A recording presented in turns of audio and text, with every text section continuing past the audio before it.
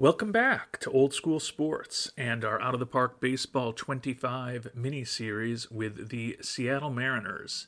And we are closing in on the All Star break here. It's July 11th, 2026. And our Mariners are having an excellent season, 62 and 27, which is the best record in baseball by 4 games. We have the second best offense and the best pitching staff in baseball at this point. So everything has been going very well. Even that noted slap hitter Juan Soto is having a good year for us. Appreciate ahead of the draft the thoughts that several of you shared with us. We're picking 16th this year, which is hopefully as early as we'll ever be picking. And fake name, not my four-ply, and why me 943 shared some thoughts that were helpful to me as I kind of figured out what to do here with the 16th pick. Taking a look at the pitchers who are available, came down to Ron Byers, but I just didn't like his personality. And Nate Day for me. And I do like Day, and as fake name noted, I do tend to go with pitchers when I happen to like a pitcher and one who's good is available. So if we're going to go with a pitcher, it's going to be Nate Day, which is kind of the pitcher that both fake name and not my four-ply preferred. But there definitely are some interesting hitters. Why Me 943 noted Wilson Mercedes. I think he's very interesting.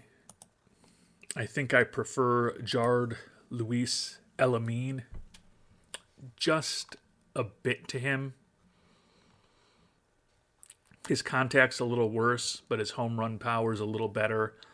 He's got a little more speed. He's a little better at turning too. Not quite as good in terms of his error rating and his arm.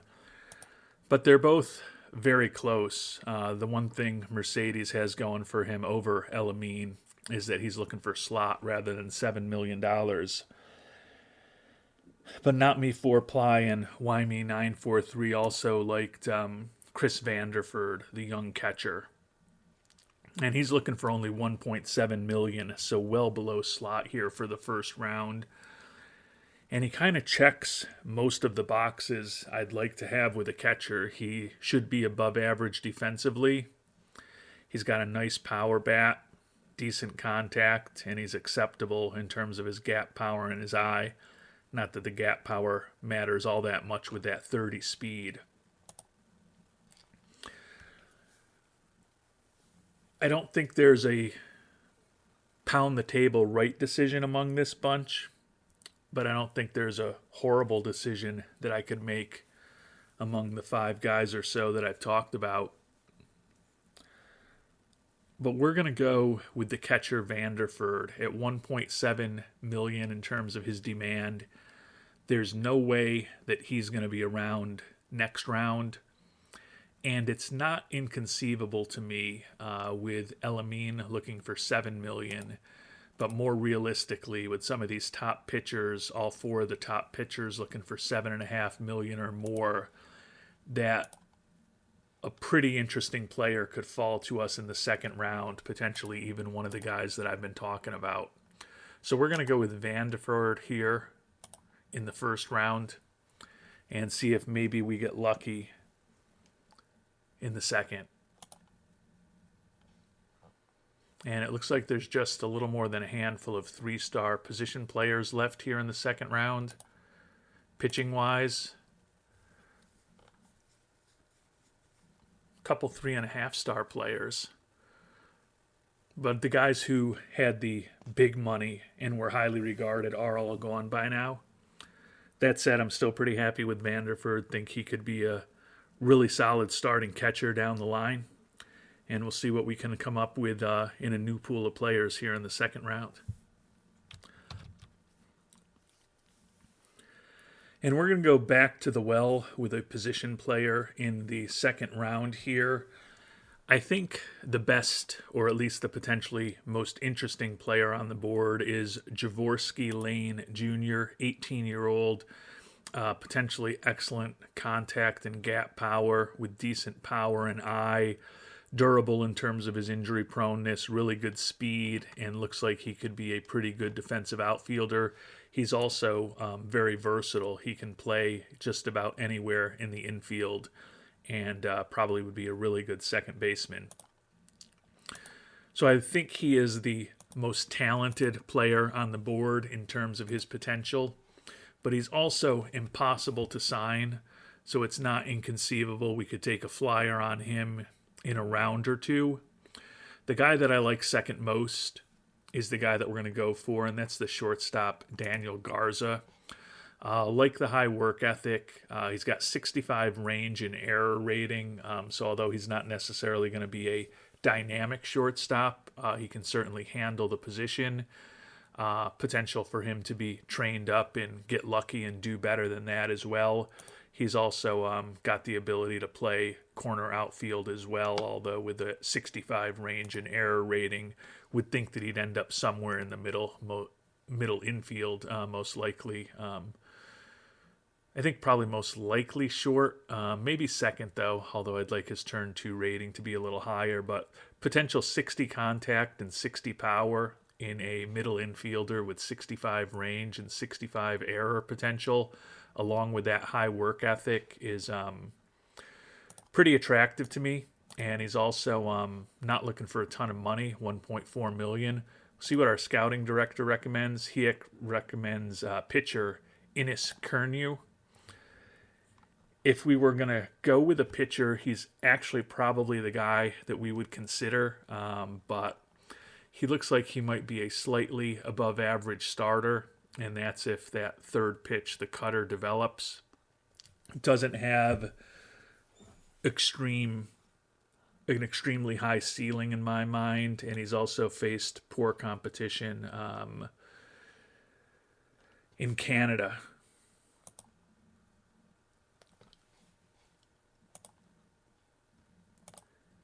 As far as batters, our scout recommends Nolan Stevens.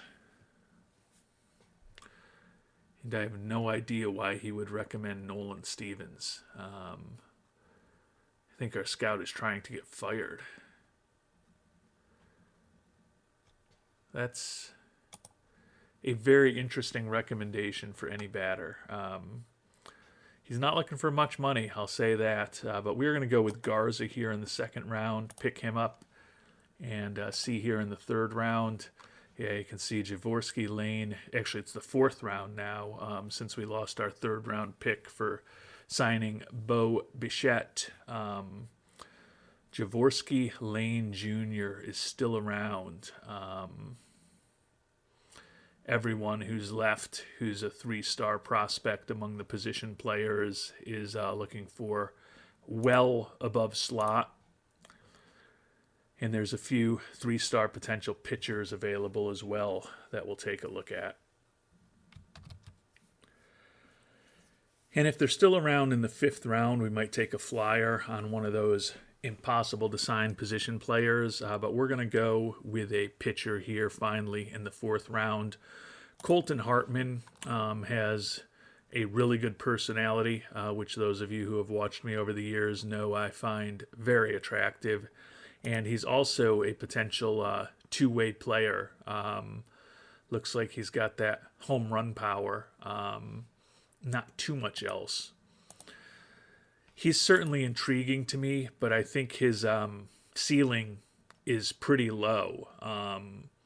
I think there's a pretty good probability that he'll be a useful left-handed major league pitcher, but worst case scenario is a good bullpen arm, and best case scenario is kind of a 4th starter. I think there's a relatively small range that he's going to end up in.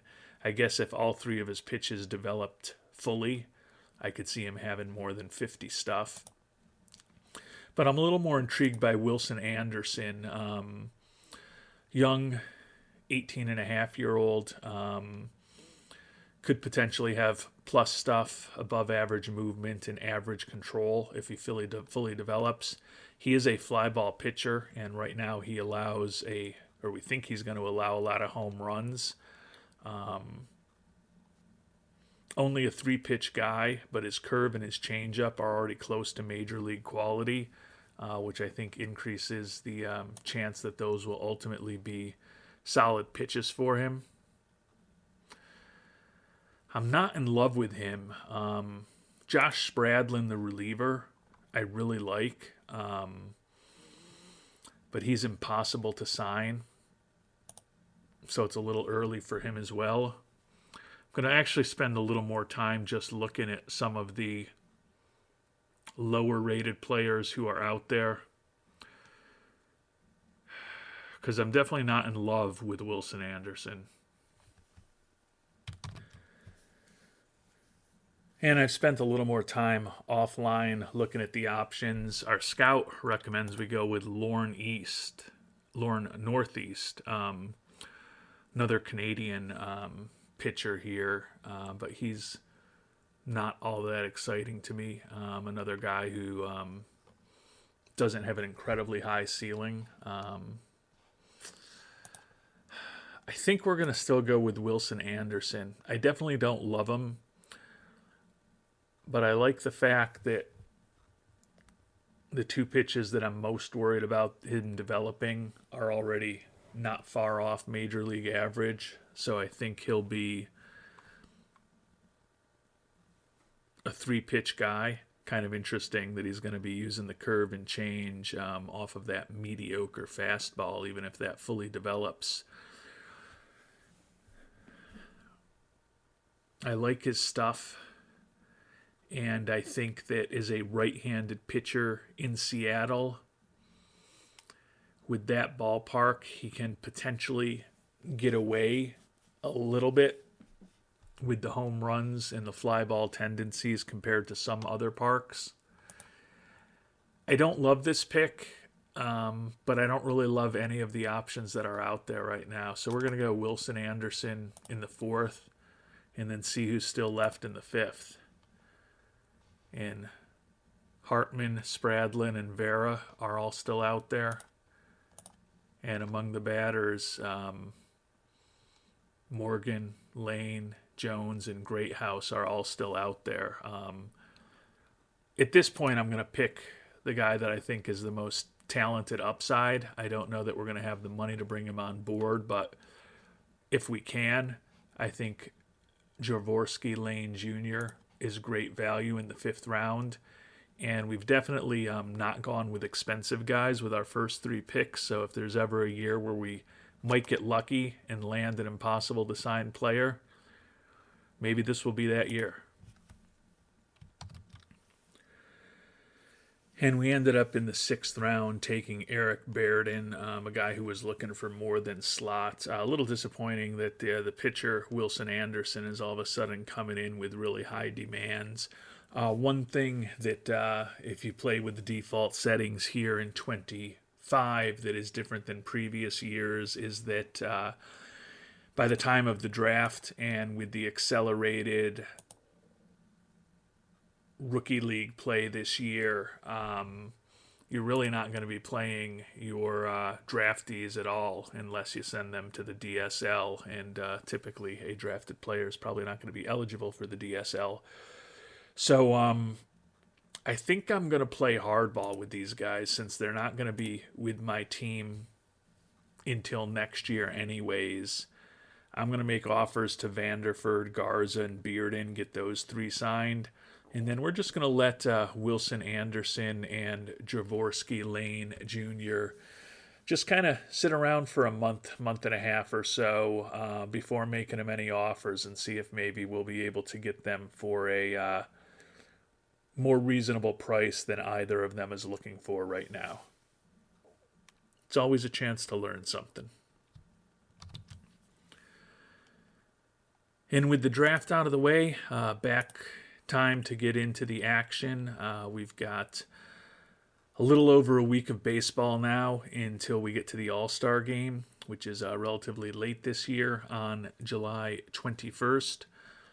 We've got 2 games left in this series at home against the Rockies. Then we're on the road for 3 at the Angels, and then 3 more on the road at the Rockies before the All-Star break.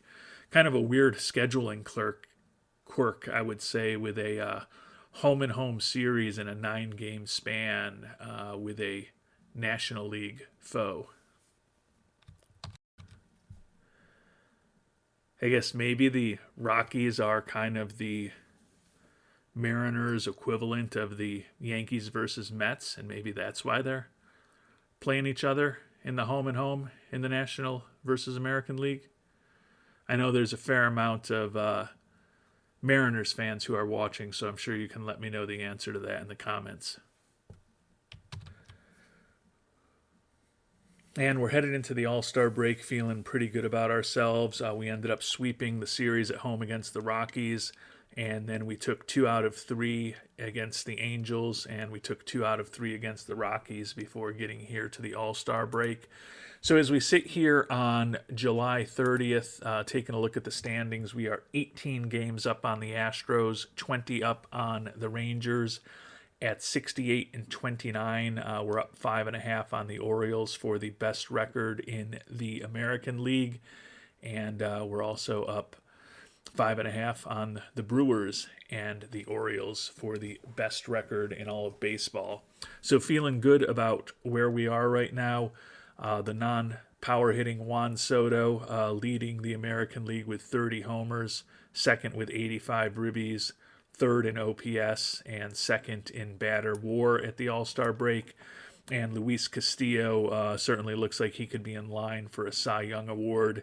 16-0 record, leading the league in ERA, wins, and pitcher WAR, and second in the American League in strikeouts.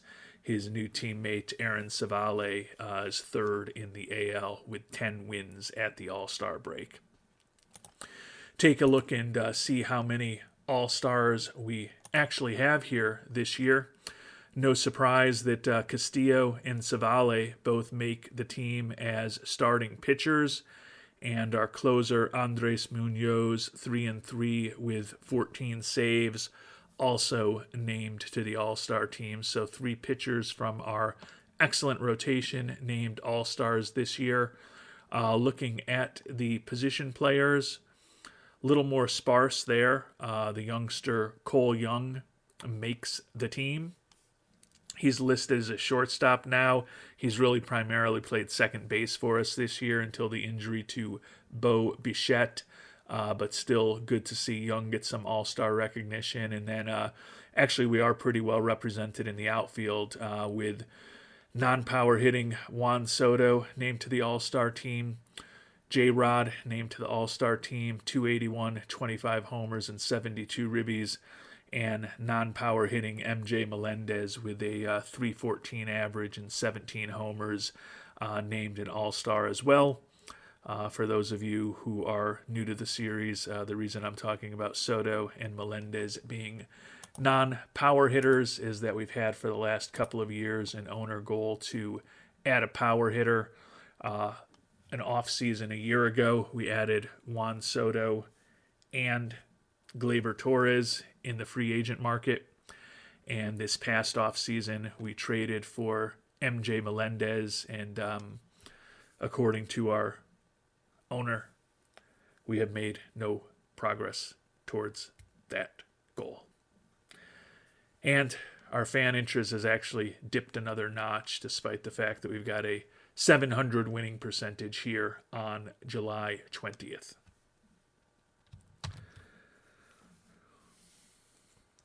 And at the end of the last episode, when we kind of did our mid-year review of our players, there wasn't anything obvious we needed to do to improve this team. We've been playing better since this episode started to get our record in July back above 500. Still second in the American League in runs scored, still first in the American League in runs allowed. Our 68 and 29 record is only a game better than Pythagorean expectations. Great defensive team, and we're pretty good on the base paths as well. So there's no real holes to fill. I mentioned if we could upgrade from the likes of Bernardino or Bennett Souza as a lefty out of our pen, that would be something for us to consider. Honestly, in the lineup, Gleyber Torres has been the most disappointing player. 10 homers and 360 at-bats and batting just 242. He somehow has 60 ribbies, so he's been relatively clutch with the hits that he has gotten. But still, an 82 WRC plus is certainly not exceptional. He's barely above replacement level this year. I don't know that anyone's going to want to take his $18 million contract off of our hands. And I also don't know that there's really a big upgrade to him who's going to be available in the trade market. It's been about a week and a half since I last checked in at the start of this episode offline. And Yandy Diaz, Nico Horner, and Brandon Lowe are the only 3-star potential players on the trade market. I don't know that any of them are a difference maker for us. And taking a look at the top pitchers who are available, a little more talent there, and the lefty Tanner Scott has been added to the pool. So that may be something for us to investigate if the price is reasonable. He's in the last year of his contract, so it's just going to be money.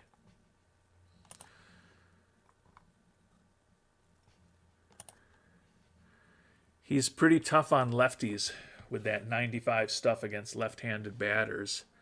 He certainly could be an upgrade for us in the pen. I think it's just a matter of how much they're looking for him. And the Rangers are looking for a lot for Tanner Scott. Kind of the sweet spot to be able to fit him onto the team is to have them retain 35% of his contract. But even at that level, they're expecting a really big piece in return, which seems a bit excessive for a 2-month rental of a guy in the final year of his contract.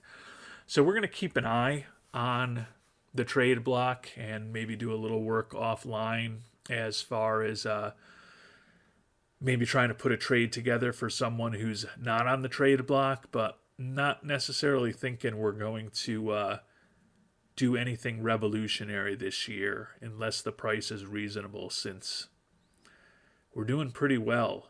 If this team remains healthy, and that's always admittedly a big if, it doesn't really seem to need a ton of help. And we won another series, taking 2 out of 3 at home against the White Sox coming out of the All-Star break. So a couple games left against the Giants and then one on the road against the Angels before we get to the trade deadline. Don't know that we're going to do too much. We did make an offer to Tyler Stevenson. He had come back again and asked us to consider bringing him back. And I think as a backup catcher who basically plays against left-handed pitching, he's not a bad guy to have back. He's good in the clubhouse. He's a bit above average defensively. His bat is not embarrassing, and it's actually useful-ish against left-handed pitching. He's done a solid job for us this year with a 107 WRC plus, hitting 278 and 97 at-bats, playing primarily against left-handed pitching.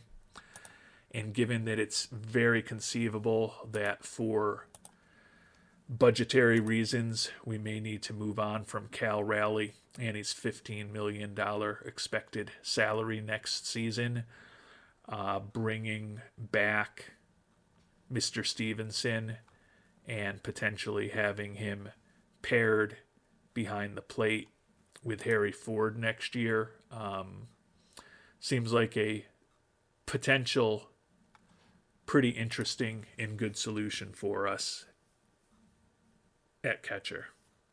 Doesn't mean we're done with Raleigh.